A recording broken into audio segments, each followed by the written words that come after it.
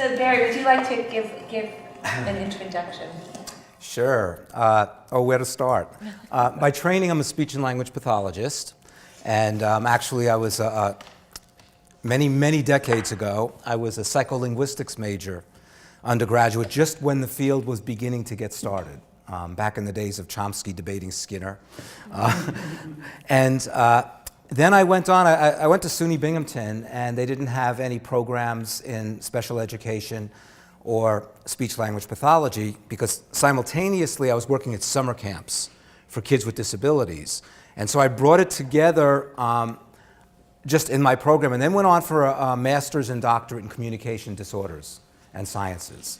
I worked in one university, and then in 1984 I was recruited to Brown to develop a department at Bradley Hospital. And it was the first time, actually nationally, that there was a communication disorders department in a children's psychiatric hospital.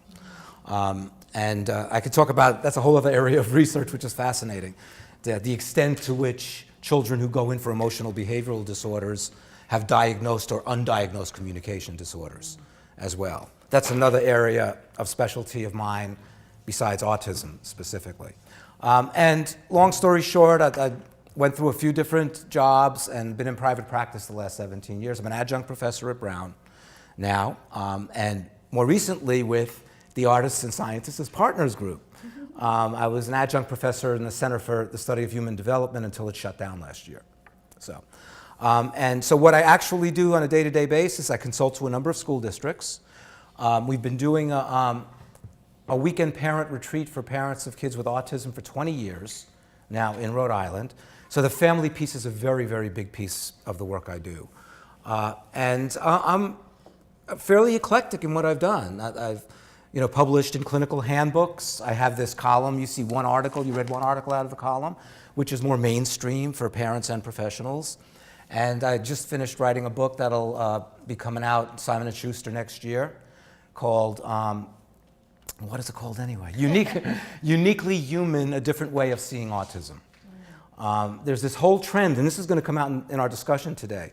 There's this whole trend by certain people, and a lot of these people are parents, but also professionals, to try to depathologize autism and not look at it primarily in terms of what I refer to as a tragic disability. But let's look at people with autism understanding the world differently, as you know, in some cases, having particular talents and abilities that in many cases go untapped. And of course, when Elaine gets here next week, and Elaine's a very dear friend, when Elaine Hall gets here next week, you're going to be exposed to some amazing possibilities in terms of what she's been doing. So that's what I do, that's what I've done, and it's just a pleasure to be here. Something you guys can relate to. My son is a senior at Wheeler, and so he just applied early decision to Penn. He would love to come to Brown, but he doesn't want to live here anymore. He basically said, Dad, I walked up and down Thayer for 4 years at Wheeler. Am I going to continue to do that? So anyway, it's a pleasure to be here because a lot of my work at Brown, when I was more intensively full-time involved at Brown, was purely hospital-based. And other than doing some work for psychiatric fellows and pediatric fellows and doing some lectures on childhood disabilities, I never had contact with undergraduates. So it's just a pleasure to be here and hopefully maybe just, in addition to what's going on in the course, light a little bit more of a fire for your passion for some very, very important issues.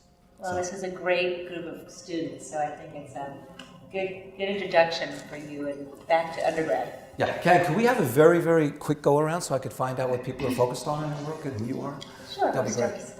I'm Celine. I'm a science and society major, and I'm sort of focusing in environmental studies with adults. Right. Hi, I'm Connie. I'm a junior concentrating in neuroscience. Right. I'm Matt. I'm a sophomore concentrating in cognitive neuroscience. I'm Sarah. I'm concentrating biochem, but I sort of wish that I'd done history of art, so I'm here. I'm Norbert. I'm a senior concentrating in cog neuro with a focus in child development. Okay. Great. Hi, I'm Isabella. I'm a sophomore concentrating in biomedical engineering, and I'm currently very interested in neuro, so maybe would like focus of concentration in neuroengineering. That's what my son's shooting for, biomedical engineering. So. I'm Mara, I'm a sophomore, I'm concentrating in biology. I'm Anne, I'm a senior, and I am studying comparative literature with a focus on English and Italian. I'm Jeremy, I'm a junior studying cell and molecular bio, but with a focus on environmental health and toxicology. I'm Medan. I am a Pliny sophomore concentrating in cognitive neuroscience and theatre acting. Great. Hi, I'm Miranda. I'm in TA for the class. I'm biomedical engineering. Then my second degree is global health narrative. I'm Sydney. I'm a junior. I'm concentrating in biology and visual art. I'm Allison. I'm a senior, and I'm concentrating in bio. I'm Natalie. I'm a junior. I'm concentrating in contemplative studies. Hi, I'm Ashley. I'm a 5th year, and I'm studying architecture and politics in Boston. I just got an email from a person, I forget what his website is, but it has, I think it's something like Architecture for Autism. There's a lot of concern about environmental influences. Yeah, and, it's really important also as raw materials to build for conditions. Yeah, great. I'm Allie. I'm a second semester junior, and I'm creating my own concentration called psychoaesthetics. That's just a combination of psychology and the fine arts. I'm Emma, senior. I concentrated in theater performance studies, but my focus is education. I'm Stella. I'm a sophomore. I'm concentrating in biology. Right. Okay. I just wanted to follow up on a couple of points that two of you made in terms of your focus on child development. I should have said also in my training, at the doctoral level, almost all my training was in social cognitive and language development in children. So I'm really very deeply entrenched in developmental approaches in autism. And I don't know if you've kind of hit it yet, but there is a major divide in terms of treatment approaches. And they, I don't want to simplify or oversimplify, but it tends to fall along the lines of developmental relationship-based approaches as opposed to more behavioral approaches. There's definitely been a coming together. But when you look at critiques of research, you could definitely you could read 1 or 2 pages of critiques of a study and know exactly where that person is coming from, because this divide's been around for a very, very long time in the field. Alrighty, so what I've planned to do is to try to break things down into 3 sections, just to let you know. And I think the first is we'll talk a little bit about the evidence-based practice model article, and the whole basis of, the controversies around evidence-based practice in autism. And then we're going to switch to something very different. About a year and a half ago, I had the great pleasure to do a presentation at the United Nations on Autism Awareness Day. And it was with Elaine Hall. So there are all kinds of connections here. So what I'm going to do, and actually at the UN it was about a 10 or 15 minute presentation, but I've kind of grabbed that slideshow and we're going to go through it because it really has a lot to do with the importance of understanding and building interest, strengths, and talents for people with autism. And then the last piece I thought would be a nice kind of segue into the classes next week when Elaine will be here. She asked me to make a videotape, which I don't have, about why I think the Miracle Project is more than just a fun thing for the kids to do. So I put together some notes for that presentation about how what goes on in the Miracle Project actually addresses what research tells us are some of the core challenges, what some people refer to as the core deficits in autism spectrum disorder. So that will be kind of, if we have time for it, we'll get to that. And it's possible that we can even get to some of those issues next week when Elaine is here. Because one thing you're going to see, and you'll hear Elaine talk about probably, is the obligation she feels to communicate that a theater musical arts program for kids with autism is more than just la-di-da fun and making the kids smiling. That it really has a very important impact on their lives, and it does have a very, very important impact in terms of their autism, if you will, and what people are talking about in terms of the changes we want to see for better outcomes, and that's one of the terms in the research literature. What are meaningful outcomes if we're going to say, well, this approach works or this approach doesn't work? What does that really mean? Okay, what do we measure? That even that is highly controversial. So, okay. So in terms of the evidence-based practice, since so many of you are either pre-med or in the sciences, and I'm going to try to make this as much a conversation as possible. So did anything strike you in particular or surprise you about the evidence-based practice article?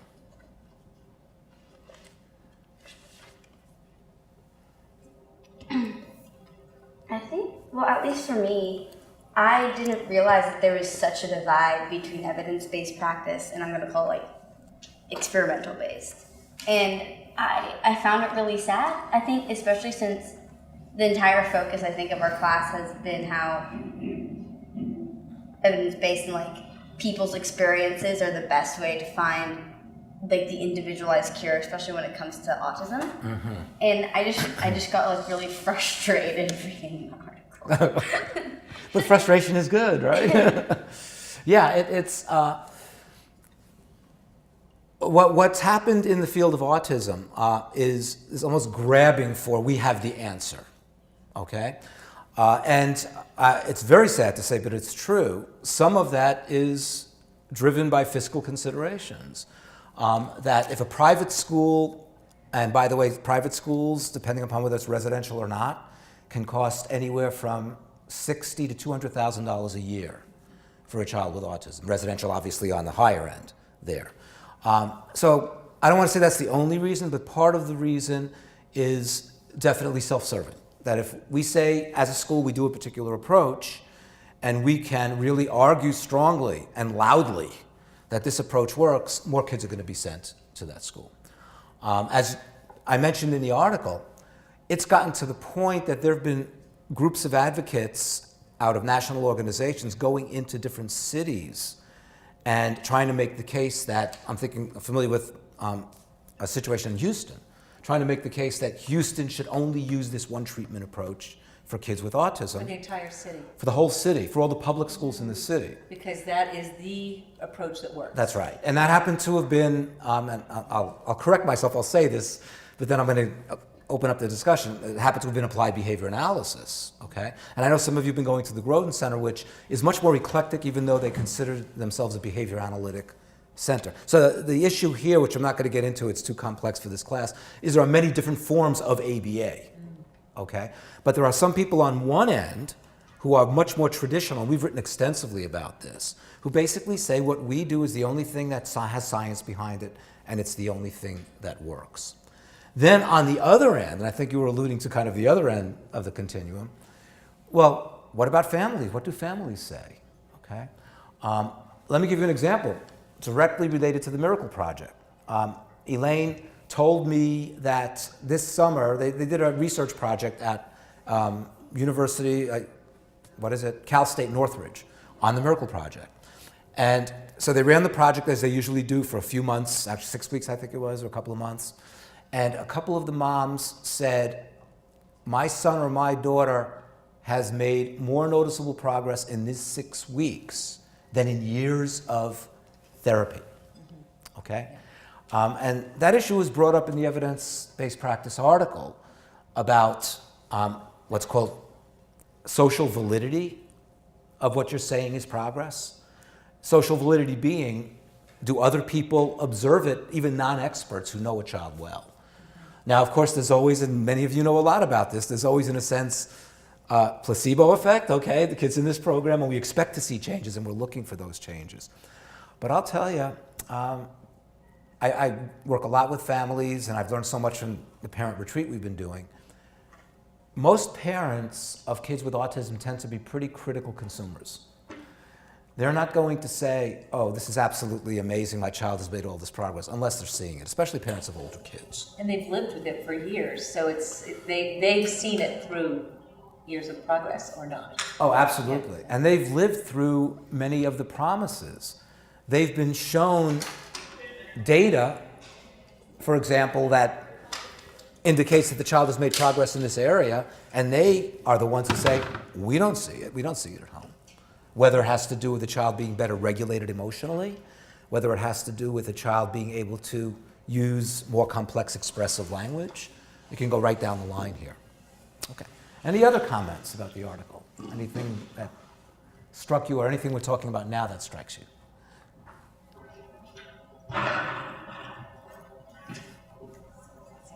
Yes. Intervention methods for people with autism varies. Can you speak up a little bit? If the intervention methods are different for people with autism because they have different needs, what kind of, how can we kind of systematically put that, I don't know, like systematically help like meet their needs, individual needs in like public schools or? Yeah, that's a great question. There's something in federal legislation that's required to be done in public schools. And many of you are familiar with this. It's called the IEP, okay, the Individualized Education Plan. And those plans are supposed to clearly document a child's relative strengths and needs and to have an individualized program. But you're putting your finger on one of the great controversies. Some approaches within autism are much more prescriptive. And here's the manual, follow the steps, here's how you teach the child. Even to the extent of, I'm going to give you an example of language. Here's how you teach a child to expand his vocabulary. You take an object, paper clip, you say, here's a paper clip, say paper clip, and that every child who's in that program, I'm doing this a little tongue-in-cheek here, but every child who's in that program goes through the same training protocol on the same vocabulary, okay? I come from a highly individualized developmental approach, and that what goals and objectives you prioritize and put into the IEP and measure for progress can be dramatically different for one child as opposed to another child. The differences across kids and people with autism can be identified in so many different domains of development. And I'll just give you a couple of quick examples. You have non-speaking kids who have such severe neurogenic motor speech disorders, severe dysarthrias and apraxias, that they're never going to be able to produce intelligible speech. And then on the other end, you have kids where the major issue is that they talk too much. And they don't know when to just listen. They blurt out answers all the time in classrooms, okay? So that's one obvious example. Another example is in an area that's called arousal modulation, that you have some kids with autism who, just in everyday terminology, are very lethargic, very, very low energy. They sit in a room and they just zone out. Now, in some cases, it's due to regulatory issues like sleep disorders, okay? But other cases, not necessarily so. Then you have other kids, and I think this is more of the majority position, even though I've never seen a study looking at proportions, other kids who are so revved up, so high energy. Some of these kids get dual diagnoses of ADHD as well as autism. When you work with a low arousal child, the terminology is a low arousal bias child, as opposed to a high arousal bias child, it's dramatically different what you do with them. If you have a low arousal bias child, you want to rev them up to make them more alert and more focused. A child who's high arousal biased, you want to bring them down, okay, so they could stay well regulated and sit and focus their attention. So getting back to the evidence-based practice, we're still at the point, especially in large sample studies, where people just look at kids with autism and they try to match them on some variables, you know, in terms of the groups that they're matching them with. But in terms of some of the distinctions, they will make the distinction more clearly in terms of whether a child's a speaking child or not a speaking child.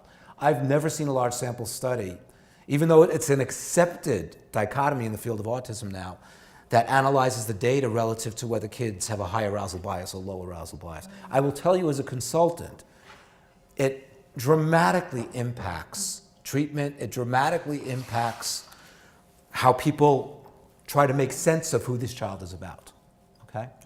Yeah. And by the way, in terms of people trying to put a more positive spin on it, I just had heard that a specialist in ADHD and autism is proposing the term, for the high arousal kids, the term they're proposing is kinesthetic learners, that they have to learn by being active, they have to be moving, that they cannot learn and process information and retain information and recall information when much of their learning is what we're all doing here right now, is just sitting still, which has great implications for dance and movement. Yeah. Absolutely.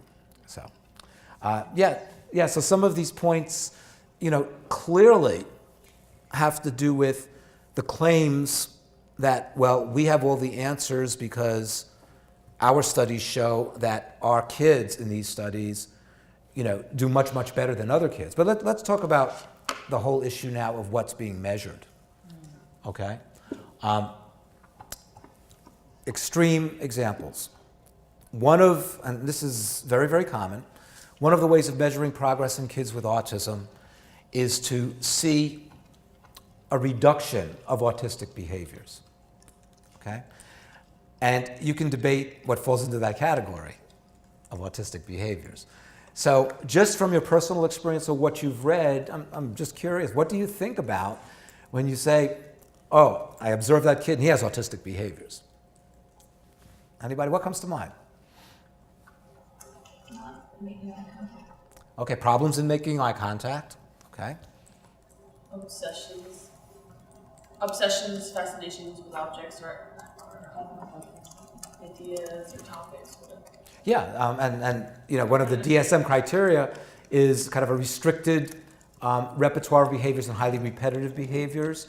A piece of that is hyperfocus on a restricted range of interests, especially for your brighter kids. A lot of repetitive motor behaviors. I use that as a category.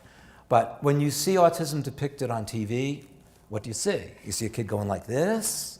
You see a kid rocking. You see a kid spinning, flapping.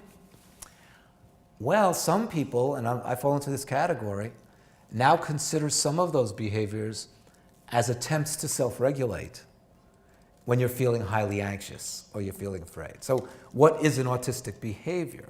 Okay? So yeah, you could say if a child shows a reduction in autistic behaviors, they're better regulated, but very often the only level that discussion stays at is he flaps less, he jumps less, okay? He repeats speech less. And that's very controversial in and of itself. I mean, my doctoral dissertation was on echolalia, repeating speech either immediately or delayed, and we found that echolalia serves important functions in communication and longitudinally in language development. Could you also say that if someone is flapping more, then that means that they're trying to regulate themselves more and they're more under control? That could sort of be the opposite thing? Absolutely. And that's actually one of the big points that I make in the book that I just finished. That, and by the way, it isn't a lone voice. Other people, actually, the Grodins published a nice book in 2006, and it was called Anxiety and Coping in Autism. And there are one or two chapters in that book where they talk about, and here's a term many of you have heard, self-stimulatory behavior, repetitive behaviors, as coping mechanisms. And we even take it further. Do you just say to the child, stop flapping, and that's an indication of progress? Or do you change what you're doing with the child? Or do you give the child more movement breaks, for example, that will result in them being better regulated so they don't need to use flapping as a self-regulatory strategy? Everybody with me on that? Mm-hmm. Yeah. So, I feel like this obligation to get across to you about literally how controversial some of these issues still are in research and in practice in autism today. And that idea of regulation really tunes into what the Grodin Centre is doing with their relaxation techniques. Absolutely. Because it seems that the trigger for launching relaxation exercises is usually such repetitive behavior and self-regulatory behavior. That's right. So it could be very much like CBT methods with psychiatric illnesses, where we try to shift the focus or the action away from, say, panicky tics or things like that. That's right. Towards grounding. That's right. And the term that's used in autism, in the specific example of teaching a child relaxation strategies when they're feeling anxious, which should reduce the need for whatever, pacing, rocking, staring at your fingers.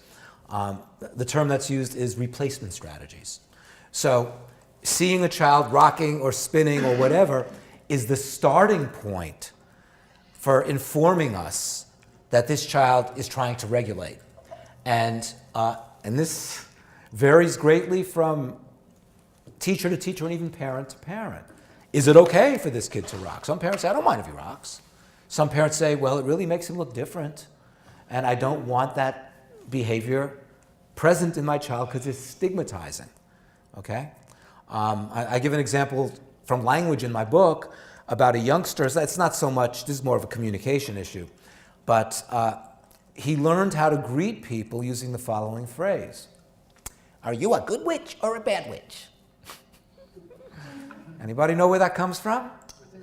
Comes from the Wizard of Oz when Glinda comes down in the bubble and the bubble pops and she greets Dorothy who had just landed in Oz. And he had seen the movie, and this was a 3.5, 4-year-old, and somehow he says, oh, well, that's how you greet people. And he was really cute when he did it. And in the book, I share the story that the school team said, well, we really need to teach him to say, hi, my name is Aiden. What's your name? And the mom said, he's so cute when he does the other thing. Do we have to do that? So that's the whole other issue. And the terms that we tend to use are unconventional behaviors versus conventional. And that's one of the controversies in the field of autism. There are many adults with autism who say, I'm just fine the way I am. Don't try to change me, okay? In other words, I do some things unconventionally, I say some things unconventionally, but please just don't try to change me, okay? And other people will say, no, but that's our job, is to make you look normal, okay? Our job is to change, strip away, and this is a term from the behavioral literature, extinguish those behaviors that may be stigmatizing. But then it does get, I'm going from a tangent here, but then it does get into the issue of what about behaviors that are potentially harmful? Okay? Because there are behaviors that are potentially harmful that actually may be a child's attempt to cope. Okay? Bolting out of a classroom when there's too much stimulation and they're feeling overwhelmed in that situation. Sometimes what's called aggressive behavior is an attempt to get somebody to get back off because that person is stressing out that child too much. Okay? So is it aggressive? And we say no, that's not aggressive behavior. Aggressive behavior is the intention to harm somebody. For some kids, it's like, don't talk so loudly, don't make me do this because it confuses me and overwhelms me. And the only way I know how to deal with that is to push you away. See what I'm saying? So there's a woman with autism from England. Her name is Roz Blackburn, and I've brought her over 3 times because she's amazing. If we have time, I have a video of her. And she says, if I'm feeling like a panic attack is coming on due to feeling overwhelmed, due to the noise and the movement, and I need to leave that room, if you try to stop me from leaving that room, I'm going to knock you over. But I don't see you as a person in that fight and flight reaction. I see you as somebody blocking me. You might as well be a 5-foot-tall block of wood, and I'm trying to escape, okay? So there's a lot of looking at, I didn't think I'd get to this point in this discussion, but there's a lot of really looking at what really is autistic behavior, how intentional is some of that behavior, how much of that is, in some cases, you could almost think subcortical survival reactions that are just an attempt to survive, to cope in those situations, okay?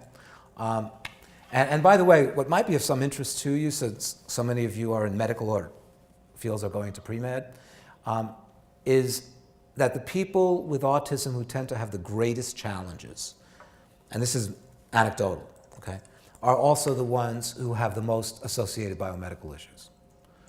The sleep disorders, severe gastrointestinal issues, food sensitivities, food allergies, environmental allergies.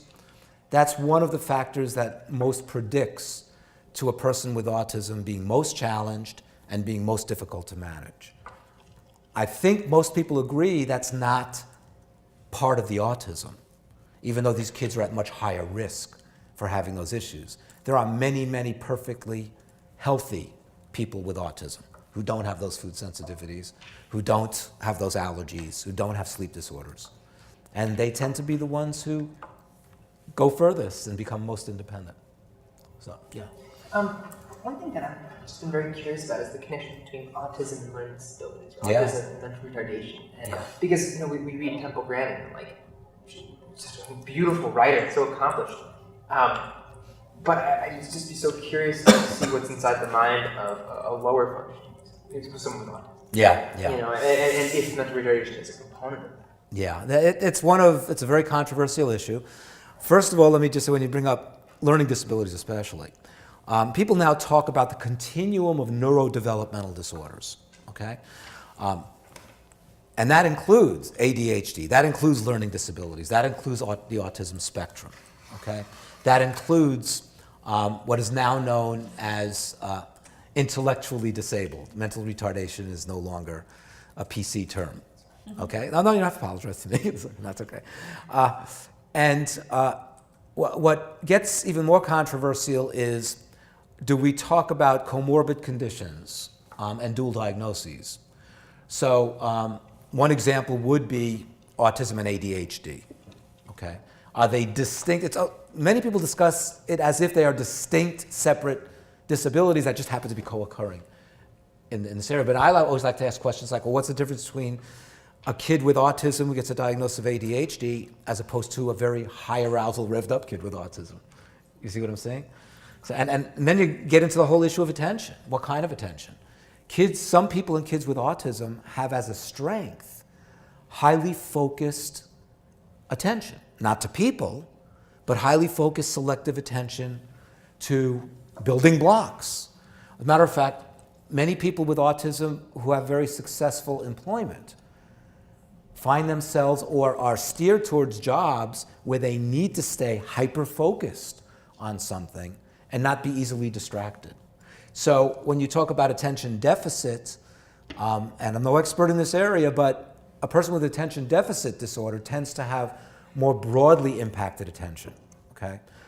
Where social attention in autism is extremely impaired. The ability to maintain focus on another person, to shift, what we're doing right now, to shift gaze back and forth so we maintain a joint attentional focus with each other.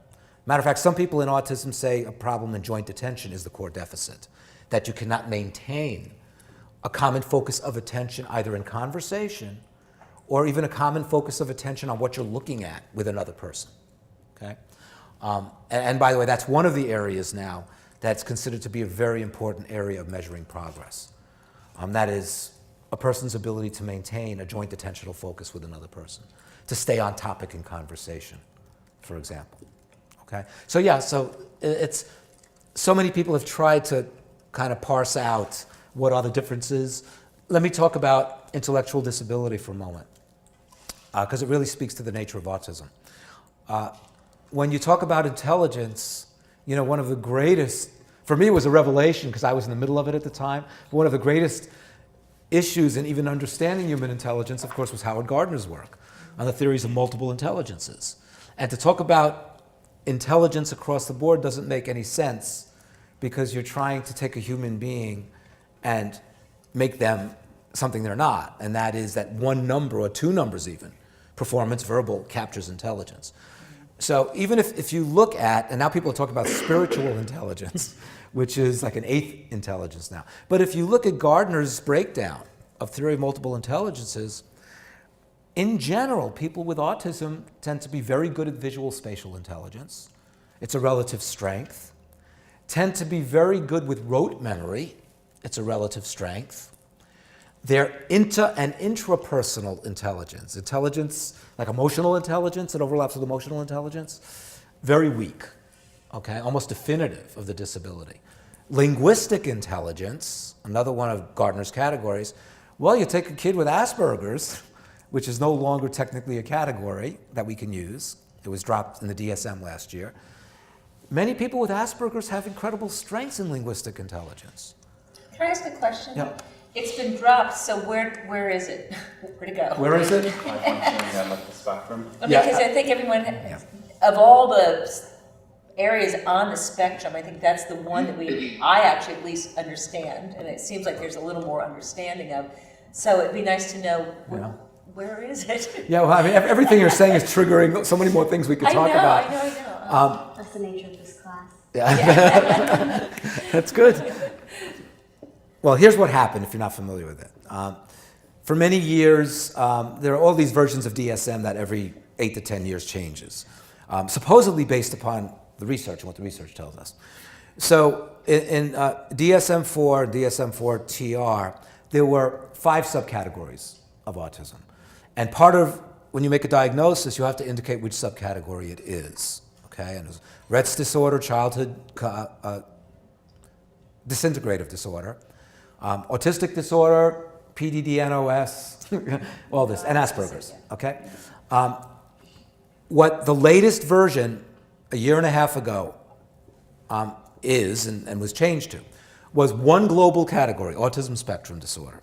Okay, one global category, but then you add additional codes.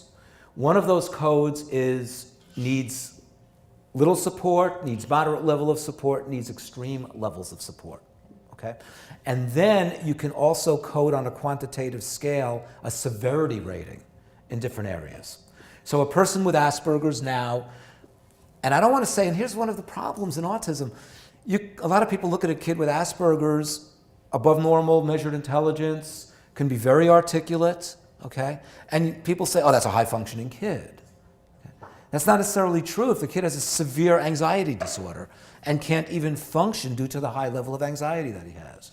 And by the way, if you're interested in reading another article in my series is called High-Functioning and Low-Functioning Autism, a False Dichotomy, because it's terminology that's used all the time in the field.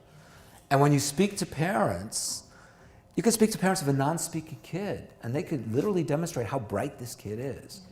Yet we so value verbal intelligence in Western culture, okay? And we so value intelligence you could measure objectively in this culture. There are cultures, agricultural societies, where people with autism are considered to be very high level, and it could be that they're nonverbal, because they work very well out in the fields in a very physical lifestyle. Right. Isn't this objective measuring paradigm at the root of the issues that rise from the DSM? Because you group together all these symptoms under one diagnosis, and very often doctors tend to treat not for the particular patient's symptoms and for all of them at once, but either for particular symptoms or a general disorder. Right. And that I see that very often, especially in psychiatry, doctors fail to actually personalize a treatment plan. Yeah. So what are your thoughts on that? It depends upon the type of treatment, I would say. That very often with some medications, people say, well, we're looking for more of a global impact on the child, unless it's more specific for gastrointestinal issues or more specific for anxiety, which also spills into a lot of other areas. But I think, especially for my years at Bradley Hospital, I was very impressed. I had never worked in a psychiatric setting, and this is in the 80s. I was very impressed with how individualized treatment plans were, and not kind of like we're treating the disorder in general. But you still have that. Let me give you an example of how crazy it gets. There was a period just about, I would say 4 or 5 years ago, where some researchers and some medical manufacturers of equipment were touting hyperbaric oxygen chambers. And that if you put a child with autism in a hyperbaric oxygen chamber, which, by the way, if any family could have for $3,000 to $5,000 put in their home, that, oh my goodness, we see it in the most extreme case, well, we're curing autism. And in other cases, it was, well, okay, we're helping the child have a better quality of life, using very, very broad indicators of progress. And literally, I'm talking literally, in very reputable autism conferences, you could come out of a session, and in the exhibit area, there are people pitching hyperbaric oxygen chambers, okay? And what's the research basis for that? Well, there was a study, single subject design study in Florida with 3 kids, okay? But that's how desperate the field is. Now, there is an awareness now that we have to have larger sample studies to really take, any claims or any interpretation of research results seriously. But on the other hand, there are many people, and a lot of the research that's come out of the Groton Center is single subject design. And it could be across multiple subjects, but not so much larger sample. So when you talk about, getting back to one of the points earlier, when you talk about individuals and kids who are so different from each other, we better be very careful when we're choosing groups in larger samples, okay? Is it truly looking at groups that are matched well, okay, to be able to say this is valid, progress based upon this particular treatment? And some people say, well, we should be doing mostly single subject design studies because then you're having a child being compared not against another group or a matched group, against themselves in terms of the progress. And in terms of treatment, most people do that. And what you would see at the Groton Center is a lot of single subject design work. It comes out of their tradition. In our work, we tend to do both.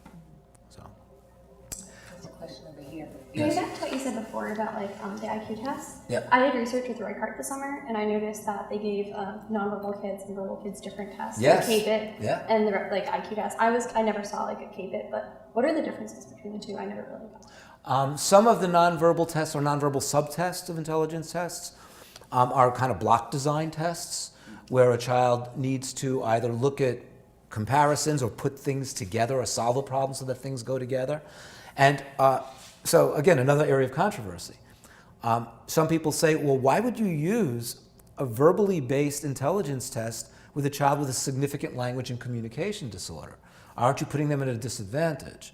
So people began to introduce nonverbal intelligence tests that have been out there, like the lighter scale, okay? And then some people argued the reverse.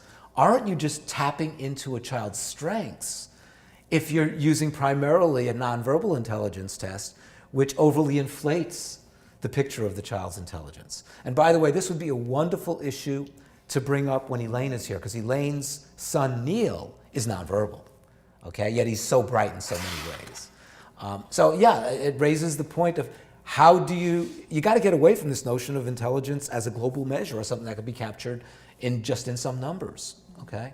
You have to really look at what is this child or person good at? What are they more challenged by?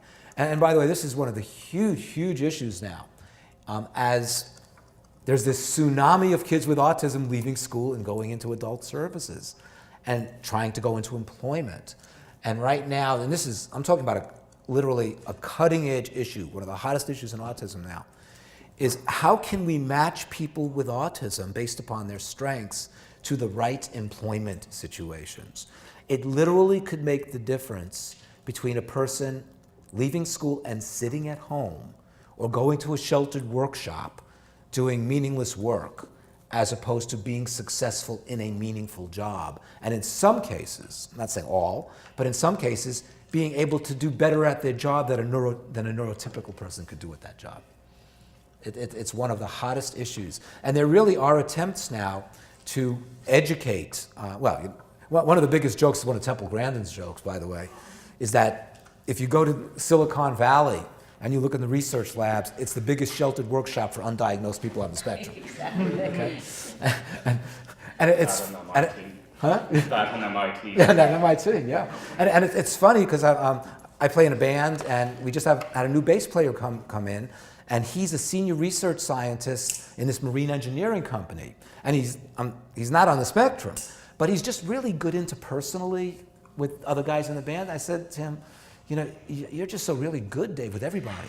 And he said, that's because 3/4 of my employees are undiagnosed Aspies, and I have to know how to deal with people who don't know how to take another person's perspective or think they're being honest when they say, oh, you got a haircut, I really don't like it. It's like, and he said it's really helped him with his interpersonal skills. So I got to watch the time here. I know, there's so much. Oh my God. I know. Yeah. Okay, what do you have to, do you want to show us something? Yes, I do. Okay. Well, we touched, I think, upon some of the issues in the evidence-based practice, okay? So let me just show you this, and I have a video of a young man, very short video of a young man who I diagnosed at 3 and he's now 24. And this whole idea of matching abilities is right on. So I'm going to zip through this so we can get to that video. What time do we finish up? 10 of. 10 of, okay. 10 of 4. All right. So we have about 25 minutes or so. So this was the talk I gave at the United Nations. And the theme of the panel, I was one of a number of people on the panel. And Elaine Hall was on the panel, a man with autism named Stephen Shore, which I'm sure Elaine will talk about him. He has his PhD in special education. And he's written 5 books on autism, or written and edited 5 books. The whole theme of the panel was, I forget the exact title, but it had to do with identifying and building interests and strengths and talents for people with autism. So I began with one of my favorite definitions from a 3rd grade class that had a child with autism in the class. And when we asked them to define what autism is, they said autism means that you're really good at some things and not so good at other things. Again, these great discrepancies in abilities, which, by the way, is one of the major distinctions with, well, classic intellectual disability, where you have, depressed abilities across the board. Here in autism, you really see the peaks and valleys. Okay? So the reason I use the term energize the spirit, let me just give you a 1-minute description of this, because it's a great story. I was doing a workshop in New Zealand, and I've done some work in New Zealand over a number of years. And the Māori people in New Zealand are not so much the indigenous people, they actually came over in 1200, but they're very much integrated into the culture right now in New Zealand. So whenever there's any kind of conference, the Māori elders from the local iwi, it's called, I think it's pronounced iwi, are invited to say a prayer to wish you a good conference. So they invited this man, the elder, with about 10 folks, and he did a little prayer for the conference, and then just before I was supposed to speak, he came up to me and he whispered in my ear, "Barry, we're so happy you have come. We know what you'll say will help families and children, but I hope you get across the point that to advance the mind, we must energize the spirit." And it was like, wow. And it was amazing. I mean, he was coming from this totally different culture, this totally different belief system in place. And he basically was saying, I hope you're not just going to talk about how to help these kids succeed in school. Yeah. That if you want them to really be able to learn and be motivated to learn and to engage with people, we have to deal at the level of the spirit as well. So I took that theme for the UN talk and I said, well, how do we energize the spirit? And identifying abilities, interests, motivation, then nurturing those interests. Now, and one of the things that you see in the field of autism is you see some kids who have these amazing skills and interests, and for many years people say, oh, isn't that cute? Yeah, that's part of autism. As opposed to, how do we nurture that? And how do we value that and make it meaningful in the child's life? Anything from this kid could put, a 3-year-old could put a 100-piece puzzle together that some 5-year-olds can't do. Memorize. If you're familiar with Life Animated, Ron Suskin's book, which is just amazing, that came out 6 months ago. It's amazing. Or you could see the interview with him on The Daily Show. That was a few months ago. His son memorized every Disney movie, all the dialogue. Mm-hmm. And some people said to Ron, well, that's autistic behavior. You got to stop. It makes him look weird when he starts spewing that forth. And Ron and his wife decided, we're going to use that as a way to connect with our son and find out what he's thinking about and what he's feeling. That's all I'll say. The book's absolutely amazing. And by the way, it's being made into a documentary. It's Life Animated. And Ron Suskin is a Pulitzer Prize winning writer in terms of political issues. But he happens to be the father of a kid with autism, so he writes beautifully. We watched a short video about this child, I think. Owen. Disney, yeah. Owen, yeah, it's an amazing story. And by the way, I totally come from his approach and his, philosophy. So, how do we move ahead in ways that are creative, relevant, and meaningful? And hold on to that word meaningful, because when we're working with kids with autism, actually there was a federal panel that was making recommendations for autism a few years ago. And one of it was the National Academy of Science panel of autism. And they said, one of the major recommendations is we have to come up with meaningful outcome measures, because what's being measured as progress in treatment, most people agree is not that meaningful. It doesn't make an important difference in the lives of these people. And so here we are, that was in 2001, 13 years later, and people are still arguing what's meaningful outcome measures. Some people are beginning to introduce what's called quality of life measures into the field of autism. So, okay, I'm gonna really have to run through this. So this is all just anecdotal based upon my experience. And by the way, I've been doing this with summer camps. I've been doing this for 40 years. You know, so when you have an ability approach, and anybody meet Cooper Woodard over at the Groton Center? He's the head of clinical services. He does a lot of work in positive psychology. So if you're familiar with the positive psychology movement, that's what we're talking about as well. An ability approach, that rather than trying to get rid of the problems, let's build the self-esteem and the competence, okay? So it enhances self-esteem, positive sense of self. If you focus on a kid's ability, they want to talk more, they want to communicate more. Self-awareness, I know what I'm good at, I know what I'm not good at. But that's a whole other issue right now. The whole issue of disclosure in autism. Do we talk to people with autism about their diagnosis? Do we teach them to talk about their diagnosis to other people, for those kids who could talk at that level? Very controversial. Some people say no. Most people now say, of course, I fall into that category. Has to do with self-awareness and self-expression, okay? That, you know, unless you're aware of why some things are more difficult for you, you're going to be confused. A lot of kids with autism say, am I crazy? Am I stupid? Because they don't know their diagnosis. They can't say, well, I have autism, and that's why I'm not good at that. I said motivates the desire to engage, and you'll get a lot more next week from Elaine, because basically the Miracle Project is about engaging with others, okay, within a context of a theater program. Supports a well-regulated emotional state. If you feel good about yourself and you know what you're good about, what you're good with, you just are better regulated. You're less stressed, you're less anxious, okay? And as I mentioned, may lead to hobbies, leisure activities, or employment, improves quality of life. This is one of Jessie Park's paintings. I commissioned this from her in the late 80s. I'm from Brooklyn, so it's the Brooklyn Bridge. And it's... So Paul Paul Mayoda from here. He did the light sculpture. Oh my goodness. There you go. He was one of our was he the first? He was the first. Wow. Yes. Wow. So actually, this is probably not the latest. So I commissioned 2 works from her. One is of her house. One of her fascinations, Jessie's fascinations, which, by the way, that's her mom, who just died a couple of years, 4 years ago now.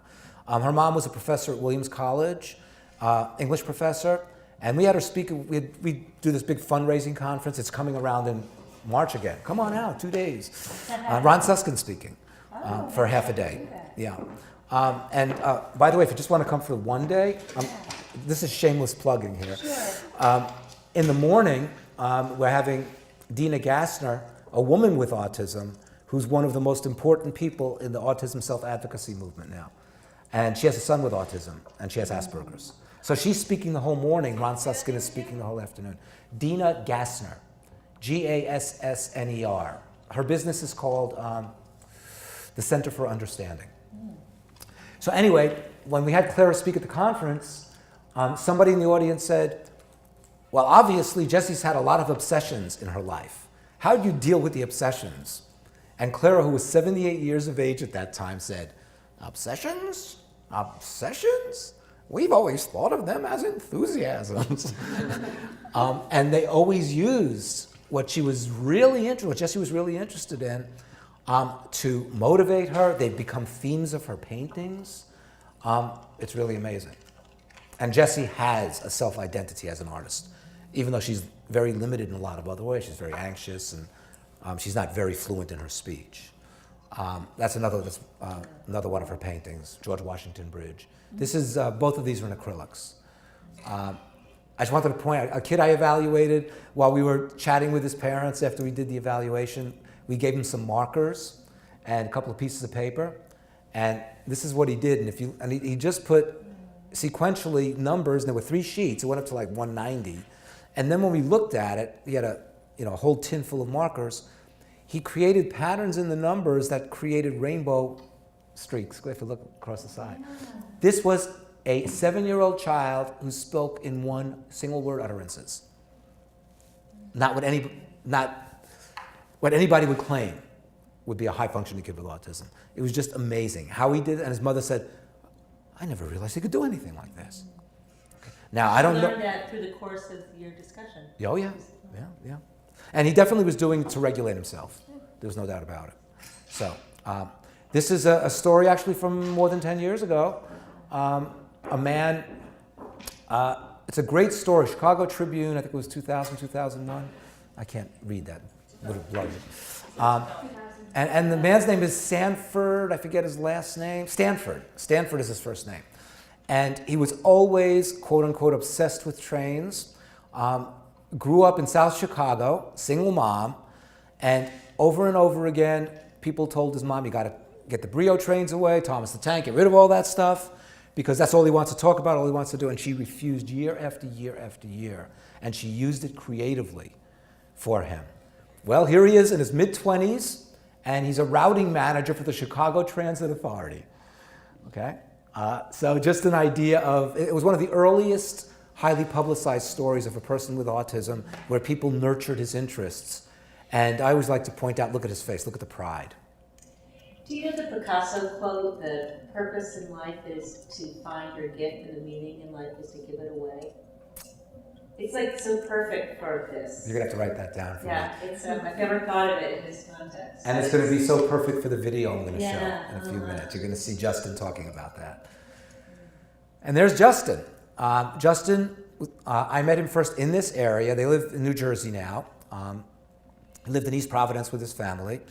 I diagnosed him when he was 3. His family was actually living in Europe due to their father's job, and I was at Emerson College, and somebody had just mentioned, we think your kid has autism when he was 3, and they were coming back to the States. Somebody gave him my name when I was in the faculty there, and so we did an evaluation. I confirmed the diagnosis and became very good friends with the family.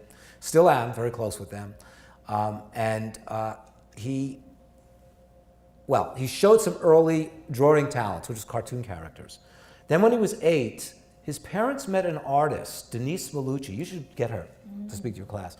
She lives in Foster, Rhode Island, and she had never worked with a kid with autism at the time. And she said, yeah, I'll work with Justin. And Justin, by the way, didn't begin to speak conversationally till he was 6 or 7. Okay? So not what people would call it. His parents referred to it as moderate level of autism. And she really supported him in expanding his drawing to different media, as well as getting away from just doing cartoon characters. So this is Justin when he was about 20. He's represented by a gallery in New York City, Rico Maresca Gallery, which is an outsider art gallery. This is another, there's a charcoal, I believe, that he did. He loves animals. And by the way, his website, they changed the name of his website. It was justinart.com for a while, and I think it's Justin Canha Art, which C-A-N-H-A. Yeah. But if you do Justin Art Canha, you'll get to it. Okay. So it's another one of his works, and people are amazed at just the emotion in the face of the animals and the people in the drawing. So I'm just going to finish this up and then get to the video.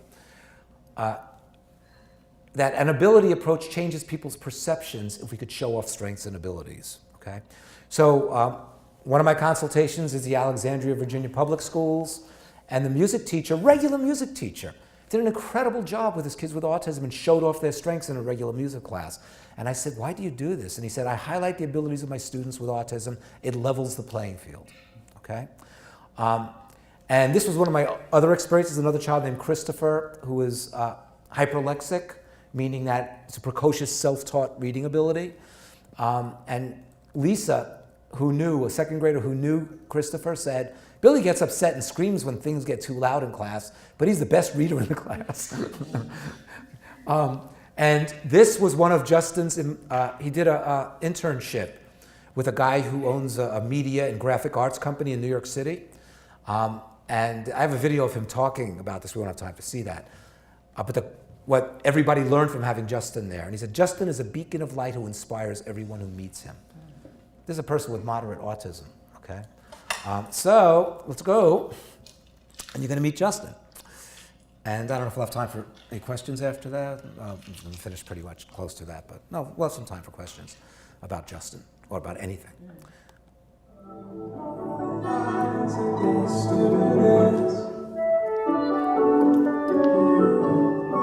So this was made about 2 or 3 years ago, when he was about 21, 22. Animating and illustrating. I started drawing my concept book since in the fall of 2003. It's the reason I love to draw Sesame Street because it returns to my childhood. Sesame Street, Looney Tunes, Disney, and animals. When I move the apartment, I'll do with my responsibility. He wants to move into his own apartment. For example, laundry, the dishwasher, take care of my cat. We're gonna miss my family. I wasn't a tie, happy and sad. That was a tie. Remember Toy Story 3, Andy Goes to College? The reason Toy Story 3 is a sad movie is because Annie's going to college. It makes audiences sad because of separation and missing. One of the best things about Disney is for all ages. If I draw Disney, that makes everybody very happy. My drawings can be everybody's gifts. My drawings can be everybody's miracles.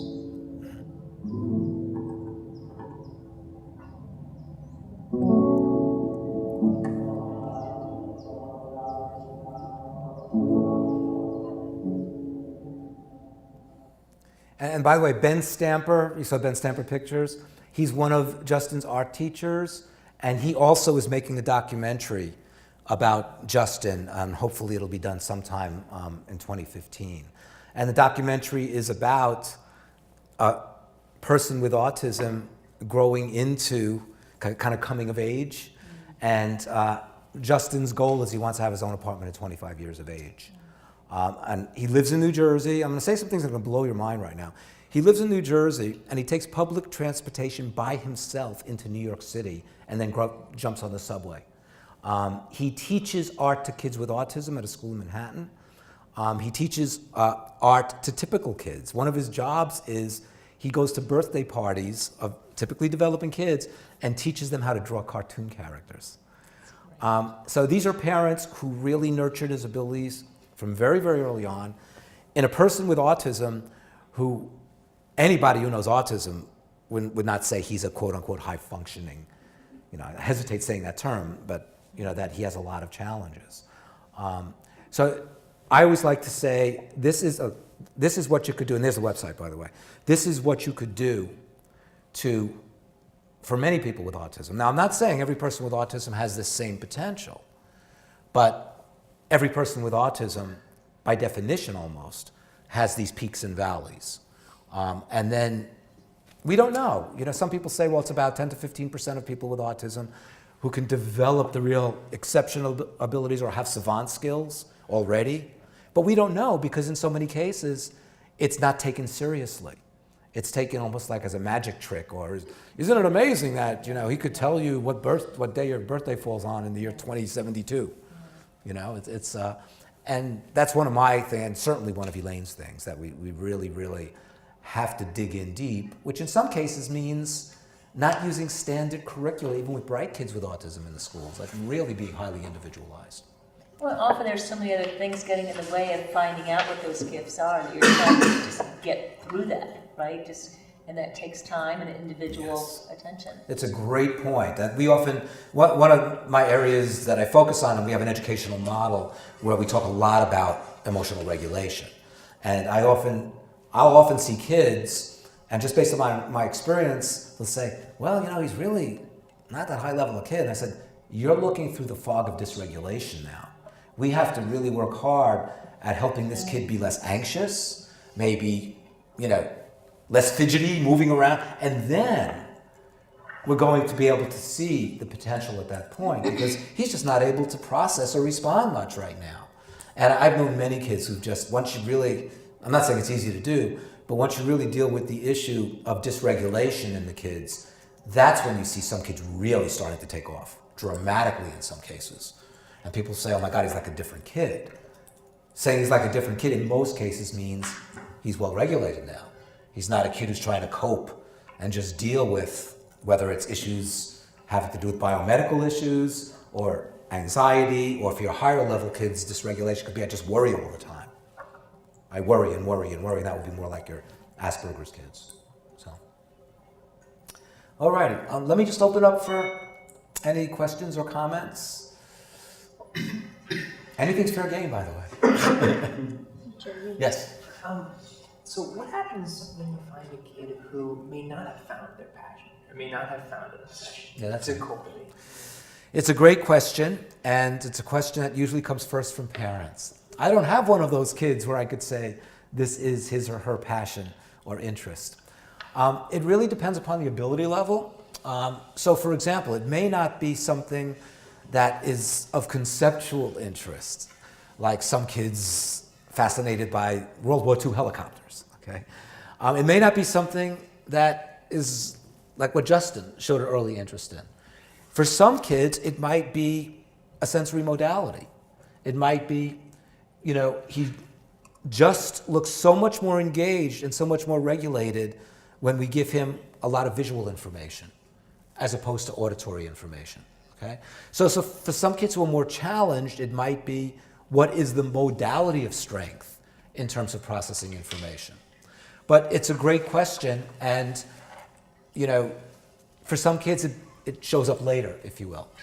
That's why, I don't know if you've heard this or read this, but one of the great misconceptions about the trajectory of development and progress in autism is that there's this critical window, and if a child hasn't made so much progress, and you hear different versions of this by 5 years of age, by 7 years of age, or if a kid doesn't speak by 5, forget it, it's not going to happen. Well, it just so happens that is totally inaccurate, okay? That in general, there are critical periods of development, but it doesn't mean that a child is doomed if so much progress has not been made. By the way, that notion was put forth by a particular approach in autism that said you need to get started early and incredibly intensively. And I'm all for getting started early. That's like brain plasticity years ago. I mean, there's a certain point the brain starts reversing, or Yeah. now this. It's the whole neuroplasticity argument. Yeah. But one of the issues with kids with autism is the dysregulation, okay? So I'm not saying there are hidden abilities, but I'm just saying we haven't been able to tap into that. And if a child with autism has developmental disabilities, are you saying 5 years old of age developmentally or chronologically? Okay? I know people with autism, no exaggeration, who began to speak at 8 to 10 to 12 years of age. There's a woman with autism, lives in Massachusetts. She began to speak at 21 years of age, and now she sits in on panels at conferences and answers questions from the audience. Am I saying that's common? No, it's not common. But it totally flies in the face of kind of the strict interpretation of the neuroplasticity argument, that a child, we have to provide so much treatment or the child's not going to develop past this point. So it's a big issue. But one of the most common phrases you will hear from a parent is, once again, my kid proved all the experts wrong, in terms of parents saying, well, I was told he could never do this. I was told he'll never be able to sit in a classroom. I was told he'll never speak. I was told he'll never have a friend. And what happens more often than not is those predictions, especially early on, when those predictions are made, they're not accurate. They're not accurate. You cannot look at a child with autism even prior to 8 years of age and look at, even do, a lot of assessments on the child and have that predict to later outcomes. And researchers demonstrate that. We don't know what predicts to later outcomes. We know in general, social communication development does. I feel the more we help a child be better regulated emotionally when they're young, predicts to later. And by the way, our educational model is called social communication, emotional regulation, because we feel what the little research we have on predictors of better outcomes really taps into those areas. So, anything else? Yes. I just like that you have you broke down the evidence-based practice into the EPA and how Yes. when it's misused, it's like this idea of looking at autism spectrum disorder as like a disease model, and Exactly. versus the looking at it in terms of behavioral. But a lot of times we've talked about in this class, and I want maybe it'd be helpful to have another opinion, is about like this idea of needing to cure autism. Oh boy. We talked about. You got another 2 hours to hang out? we have like. We all agree on it. I'm not saying we disagree either. It has been one of the ones that has continually been debated. Maybe since you guys have such experience and knowledge, I want to hear your thoughts on it. Yeah, and I'll give you a couple of quick thoughts, but let me also mention, when I started writing this column for Autism Spectrum Quarterly, which is 5 years ago, the second article that I wrote was called On Recovery. Okay, so I talk a lot about that in great depth in that article. My feeling is, what do you mean by recovery? That I do know kids who have moved off the spectrum in terms of DSM-5 criteria. Some people are saying, well, actually there was a study that came out, was held up for years as the potential for recovery. 47% of kids in this study recovered from autism. You know what that was? 9 out of 19 subjects, okay? Right now, the best research says that it's about, when you look at large samples, about 4% of kids move off the spectrum. I've known kids whose diagnosis was taken away, and if they sat down here now and they were pretty relaxed, and you might say the kid's a little different, a little quirky, you might not think autism, but when they're under a great deal of stress, you see a rapid degradation in terms of their ability to stay well regulated, so they're very vulnerable. Is that recovery from autism? And in that article that I just mentioned, I often say, well, what's the difference between he's recovering from autism versus he's making great progress? You see what I'm saying? So this is still one of the major debates in the field. There is a video that you could buy that's called Recovered with 7 exclamation points, and it's 4 case studies of kids who've recovered. Well, the video happened to be made by this behavioral therapist who owns 17 clinics in different cities in the Southwest. So out of how many kids? And you're pulling out 4 to make a film. So the big issue is it offering false hope? How does it impact parents? Especially when there's a big price tag to pay that goes along with getting your kid recovered. So in the book I just wrote, it's one of my FAQs at the end of the book. What do you feel about recovery? And I believe that there can be a real downside if there is a hyper-focus on the notion of recovery. That parents can't appreciate the small steps in progress if their major indicator of we've done right by our child is he's off the spectrum now, okay? Then, to make it incredibly interesting, some of the most successful people with autism who've written books, who are on the lecture circuit, Stephen Shore, okay? Person I mentioned earlier, Roz Blackburn, the woman from England, Dina Gassner, who's going to be speaking at our conference, Temple Grandin, they say, no, I haven't recovered. I'm a person with autism. Yet people, understandably so, and parents, put these kinds of people with autism up on the pedestal. I want my child to be like that. And yet at the same time, maybe a year earlier, they're saying, I want my child to recover from autism. It is so interesting when you look at that. I have never heard a person get up, and I'm not saying there aren't people like this, who can show the documentation they had been accurately diagnosed with autism. So accurate diagnosis is another issue, by the way. They had been accurately diagnosed, and they now get up and say, yep, I was diagnosed with autism, I went through all these schools, got all these treatments, I no longer have autism, there is nothing more, there's not even a shade of the way that I react to the world or communicate or develop relationships that has any aspect of autism in me at all anymore.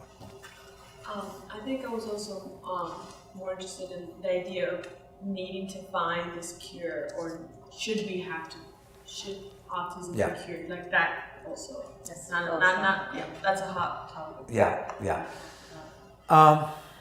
That gets into the issue of, it's an amazing issue. There's a person, Ari Neiman, a man with autism, who testified in front of Congress a couple of years ago. He's been bashed by the biomedical folks within autism because he says, don't cure us. Now, does don't cure us mean we're fine the way we are? Does that mean don't support us? Okay? And even if we could find the genetic factors and we could identify that prenatally, what does that mean? Do we say to a parent, and you probably know we're not talking about any kind of simple genetic formula. Do we then say to parents, well, you know, your child had a 50 or 75% risk for autism based upon these findings. What do we do with that? However, a person I spoke to recently, and this is not my area, so excuse my ignorance on this. Actually, it was one of my colleagues who works at the Emory Autism Center with Ami Klin. And she had gone recently to some lectures about using gene information for some biomedical treatment. And she said people are now talking about, since, for example, oxytocin may be able to improve social abilities, okay? So we're not saying cure autism, but we're saying if we're talking about any kind of biomedical therapy that may be helpful, or even if a child is at high risk for having autism based upon gene studies that are being done, we give the mom levels of oxytocin, which will make the child more socially connected. So in other words, it's dealing with specific symptoms of autism, not saying we're curing autism. And she said that to me. So you give it to the mother before. Yeah. Well, this is it's not being done. Yes. This is what's being potentially proposed as an alternative to the other extreme. Oh, well, you're going to abort the child if you see that your child has enough of the genetic formula that will predict to your child having autism. So given as like a prenatal drug type? That was my understanding. Yeah. That sounds really That was my understanding. It's a really slippery slope because that could just fall into eugenism in a hop, skip, and a jump. Yeah. Oh, absolutely. Yeah. Absolutely. Yeah, this again is one of the biggest debates with one of the biggest points of division within the field of autism. People who say, don't cure us, and those are the people who could say don't cure us. Other people saying, but what about the severely challenged, impaired? You can't speak for those people. Their life's miserable. And what I tend to say is their life's miserable because we haven't put the right supports in place for them. And how do you know that their life is miserable? Well, some kids do look like they're in pain and usually those are the kids who have a lot of comorbid biomedical issues. Yeah. The severe allergies, food sensitivities, seizure disorders. Seizure disorders only 10 to 15% of kids with autism. Yeah. So, alrighty. This is the exact time that we have. Thank you very much. Sure. Thank you. Yeah.